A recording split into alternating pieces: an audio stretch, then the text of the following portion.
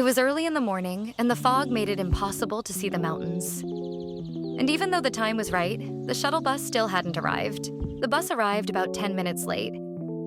Along the way, the fog cleared and we could see the sunrise.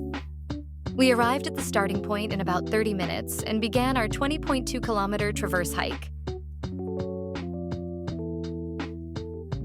Someone fast can finish in 6 hours, but I'll probably take my time, enjoying the scenery and taking photos and videos as I go, so it will probably take quite a while.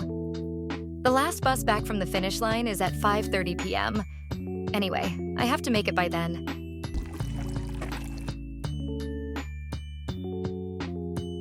Apparently there was a bushfire last month and this area was burned down.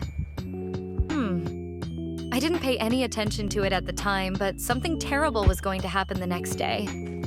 At first, the slope is gentle and easy to walk. There are several toilets along the course, built with consideration for the environment and scenery. You'll learn how to dispose of your waste later. Note that there is no toilet paper provided anywhere except at the starting point, so be sure to bring your own. Some people didn't bring their own and had to ask around. Getting closer to Mount Tongariro.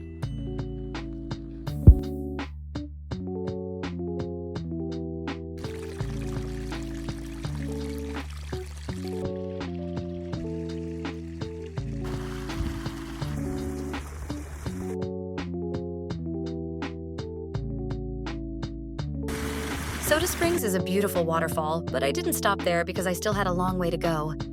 The elevation gradually increased and the cliffs came closer. I wondered how to get there, but then I saw a well-maintained staircase. I was so happy. But the fun was just beginning.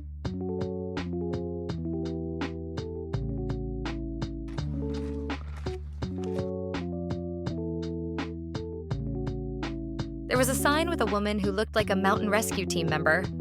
It said, "It's been easy up until now, but from here on it gets harder. So if you're tired, cold, or the weather is getting worse, you should turn back." As you can see, there's a long, continuous uphill climb. I took breaks along the way. Along the way, I saw a young Caucasian woman sitting down, bleeding after falling and hitting her chin on a rock. She was receiving first aid. Tongariro was New Zealand's most active volcano in the 20th century with 45 eruptions, the most recent in 1977. A significant increase in earthquake activity in May 2006. This is the path I'd been climbing so far.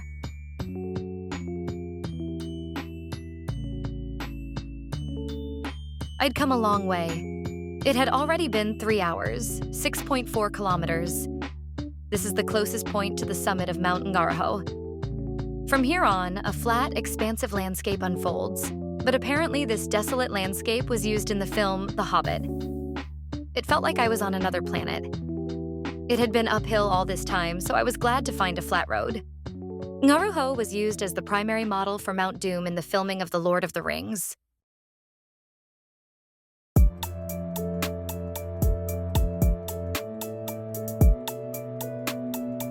But then, oh no, this sign. The even more difficult part began. Apparently, many helicopter rescues occur here. The wind was so strong. I felt like I was going to be blown away, so I crouched down and continued on. There were sheer cliffs on both sides. If I fell to the right, I'd fall into a crater. And if I fell to the left, I'd fall into a valley. Of course, I didn't want to fall either way. But I didn't want to turn back and go the whole way back the way I came. It was scary, but I had no choice but to keep going. It was like a suspense drama. Some of the hikes I've done so far have had the same scenery from start to finish, but this Tongariro Alpine crossing was amazing, with spectacular views from start to finish, and the scenery changed many times. What's more, it wasn't a hike where you go back and forth, so you could see different views all the time.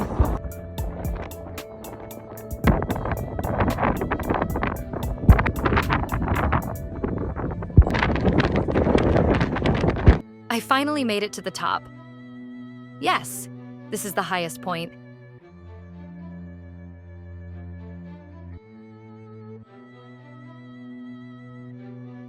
I could see National Route 1, The desert road on the other side of the mountain.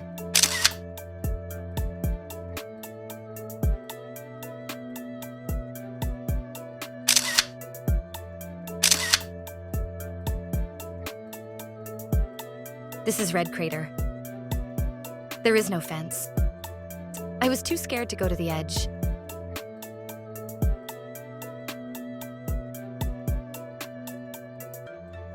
The rest was mostly downhill. I thought I was just going downhill, but it's not that easy. Don't underestimate the descent. This steep descent. It's so slippery on the sand and gravel. They say not to push. Absolutely not to push. As I said earlier. But whether you slip and fall to the left or the right, you'll go straight down. Yes. The staff at the hostel where I'm staying said there were a few difficult sections and that the fastest people can run down in about 10 minutes, but the average person takes about 30 minutes. It took me longer as I kept falling over. I'm not okay, but I will struggle myself to be okay. Life has its ups and downs. It's strange to think of mountain climbing as something so dangerous and difficult because I'm doing it of my own volition. But the views are simply amazing, and I feel a sense of accomplishment once I've finished. After descending, there are various large, medium, and small blue ponds and smoke rising from nearby, which is quite beautiful. When people come to Tongariro National Park, they tend to focus more on Mount Ngauruhoe and the perpetually snow-capped Mount Ruapehu than on Mount Tongariro. Mount Tongariro is the mountain without the pointed peak. It's a complex volcanic zone with many craters. 11 kilometers to the goal. Still about halfway there. I continued walking across new plains. It's uphill again, but it's not as hard as before. My body is getting tired, though. I look back at the path I've walked so far. I'm amazed at how far I've come. I'm impressed by the incredible red of the Red Crater. Blue Lake, no explanation needed.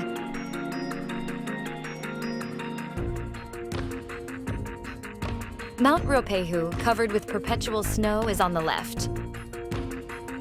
Now, saying goodbye to the views I've seen so far, all that's left is to head back down the mountain.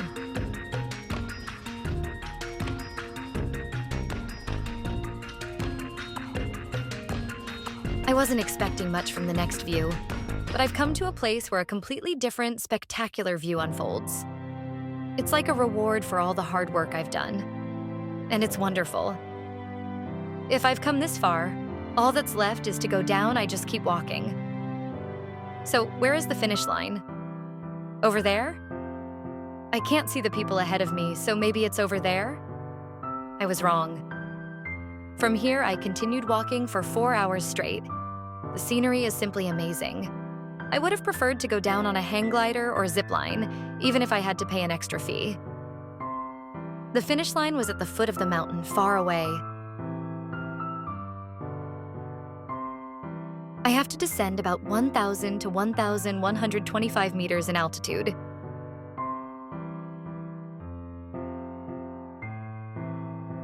Lake Rotowera is in the foreground and Lake Taupo is in the background. There's a valley on one side of the road here too, but I've gained immunity to heights from Red Cliff, so I'm fine. The reason why the mountain path isn't higher up is because this area is full of active volcanoes, and there's a place nearby that erupted in 2012. A mountain lodge was destroyed by volcanic rocks. It just so happened that it was winter. Because it was cold, there were no people there. But if it had been summer, it would have been a disaster. Not only that, you could also see steam rising from the stream on the left side of the hiking trail. Tongariro means cold southerly wind, Tongariro, in the Maori language, the indigenous people of New Zealand. It is the origin of the name of Tongariro National Park, a sacred site for the Maori people.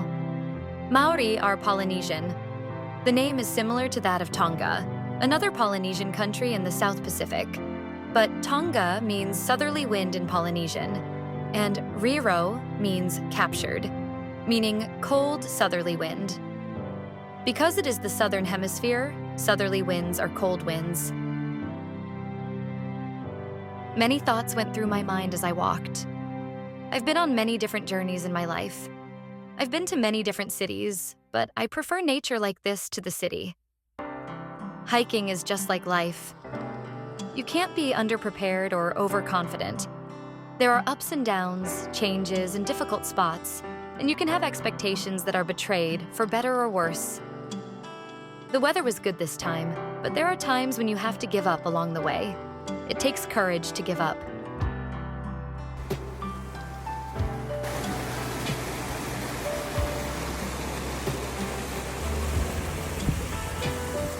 Well, because the finish line was at the bottom, you could see the plant ecosystem changing as you came down from above, which was interesting in itself. Won't you be disappointed if there's another climb? By the way, this course is wonderful because you can see the scenery below as you go downhill. But on the other hand, if you start from the finish line, it's just a continuous uphill climb for hours. There's a sign warning you not to start from the finish line. It's very kind, but I met a few twisted climbers. What on earth is the point? Why go through all that pain? I saw a man turn back from Blue Lake halfway through. What a waste of life. Soon I'll say goodbye to this view. The wind blowing through these mountains, the sun, the blue sky, the withered grass. All are fond memories. The earth is wonderful. Towards the end, we passed a river and a forest with ferns that are typical of New Zealand. I happened to be passing two African women who were walking at the same pace as me, and we kept on walking, encouraging each other. About 1 kilometer before the finish line, in the forest. In the middle of the walk, their cell phones started ringing. They answered the phone and asked me. It was from the shuttle bus. It was already past 5 p.m. My feet were shaking and going numb towards the end. I feel like I've accomplished something on my bucket list.